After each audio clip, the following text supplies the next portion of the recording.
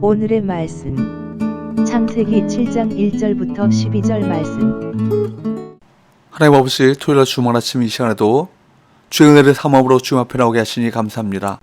이 시간에도 우리 모두에게 말씀을 통해 하나님의 음성을 들려주옵소서. 예수님의 거룩하신 이름으로 기도합나이다. 아멘. 할렐루야. 성교 성도 여러분, 오늘 하루도 하나님의 은혜와 평강이 여러분 삶 가운데 넘쳐나길 축복합니다. 오늘 우리에게 주는 하나님의 말씀은 창세기 7장 1절에서 12절까지의 말씀입니다.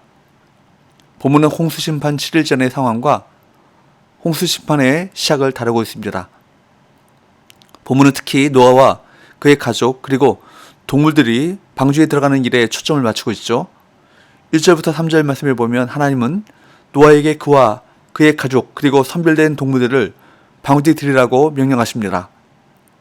4절을 보면 이 명령은 홍수가 시작되기 7일 전에 주어졌습니다.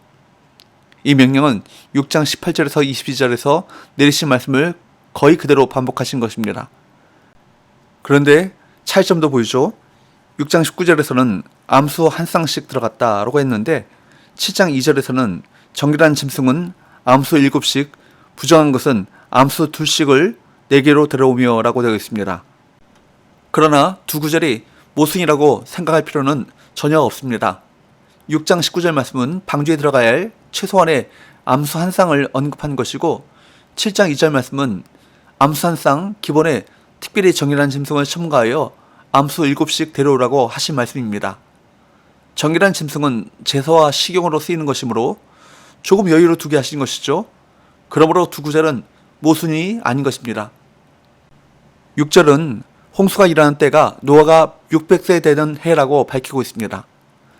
여기서 우리가 한 가지 생각할 점이 있습니다. 많은 사람들이 노아가 방주를 만드는 기간이 120년이라고 생각한다는 것입니다.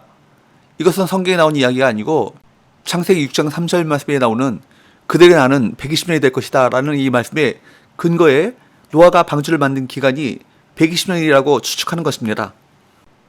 하지만 노아는 5장 32절을 보면 500세 된 후에 세 아들을 낳았고 6장 18절에서 방주 제작 명령을 받았을 때는 이미 며느리들도 있었습니다. 그리고 홍수는 노아가 600세 되던 해에 일어났죠. 그러면 산술적으로 방주 제작 기간이 120년이 나올 수가 없습니다. 최대로 잡아도 정말 노아의 아들들이 모두 10대에 결혼했다 할지라도 90년을 넘을 수가 없죠. 그래도 짧지 않은 기간입니다. 노아는 하나님이 명하신 것을 이루기 위해 긴 세월의 삶을 바친 것입니다. 구절을 보면 방주를 만든 일뿐 아니라 가족과 동물들을 이끌고 방주에 들어가는 것도 하나님의 명령대로 따랐습니다. 방주에 들어갈 때까지 비가 내리지 않았지만 노아는 하나님의 말씀에 그저 순종했습니다. 노아는 이처럼 이해되지 않는 상황에서조차 하나님의 말씀에 순종함으로써 참된 신앙 공동체가 순종의 기초 위에 세워져야 한다는 사실을 우리 모두에게 보여주었습니다. 우리가 속한 믿음의 공동체 역시 예수 그리스도의 순종 위에 세워졌습니다. 예수님은 하나님의 계획하신 대로 십자가에서 죄인에 대한 저주를 다 받으시고 죽기까지 순종하셨습니다. 교회의 머리이신 예수님의 순종으로 세워진 교회는 그리스도의 몸으로서 마땅히 그리스도의 뜻에 순종하는 공동체가 되어야 할 것입니다. 예수님은 말씀에 순종하는 것이 하나님을 사랑하는 길이라고 가르쳐 주셨습니다. 부활하신 예수님은 교회에 영혼 구원의 사명을 맡기셨으며 교회가 그 구원의 방주로서의 그 사명에 순종하기를 기대하십니다. 교회는 오직 주님의 말씀에 순종해 영혼 구원의 사명을 위해 헌신해야 할 것입니다. 교회의 섬김과 순종을 통해 하나님께서는 더 많은 영혼 구원의 방주로 이끄실 것입니다. 10절을 보면 하나님의 예고하신 대로 노아가 방주로 들어가고 7일 후에 홍수가 시작되었습니다. 그리고 11절을 보십시오. 노아가 600세 되던 해 둘째 달 곧 그달 11의 날이라. 그날에 큰 기쁨의 샘들이 터지며 하늘의 창문들이 열려. 이렇게 홍수가 시작된 날을 정확하게 명시하는 것은 이 사건이 분명한 역사적 사건임을 강조하고 있습니다. 이 홍수는 단순히 비가 많이 내려 발생한 것이 아니라 큰 기쁨의 샘들이 터지며 하늘의 창문들이 열려 비가 쏟아지는 방식으로 발생했습니다. 이 표현은 하나님이 천지 창조하실 때 궁창으로 나누셨던 물들이 원래 상태로 돌아갔음을 암시합니다.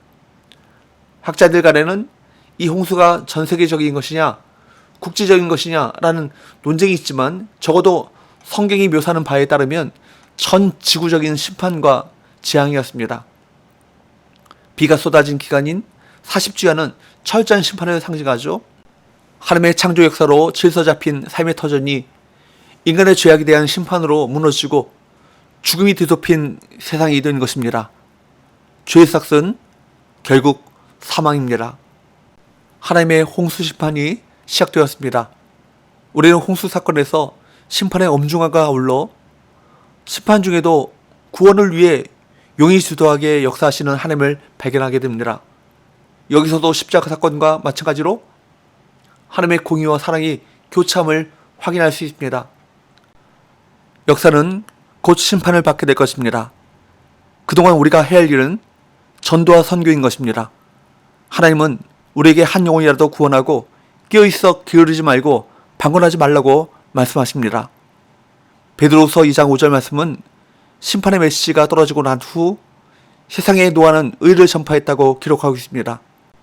즉 하나님께로부터 심판의 메시지를 받은 후 그저 방주만 만든 것이 아니라 동시에 세상에 심판의 메시지를 전했다는 것입니다. 하나님은 노아와 같이 저와 여러분을 통해 방주를 예배하시고 구원을 이루고자 하십니다. 심판과 구원의 역사 속에서 노아처럼 하나님께 온전히 순종하고 세상의 구원의 메시지를 전하는 성도들이 될 수 있기를 주님으로 축복합니다. 기도합시다. 하나님 아버지, 하나님의 말씀에 순종함으로 구원의 방주를 만들고 믿음의 세대를 이어갔던 노아와 같이 우리 교회와 모든 성도들이 하나님의 말씀과 사명에 순종하여 이 시대 구원의 방주의 사명을 감당하게 하여 주옵소서. 예수님의 거룩하신 이름으로 기도합나이다. 아멘.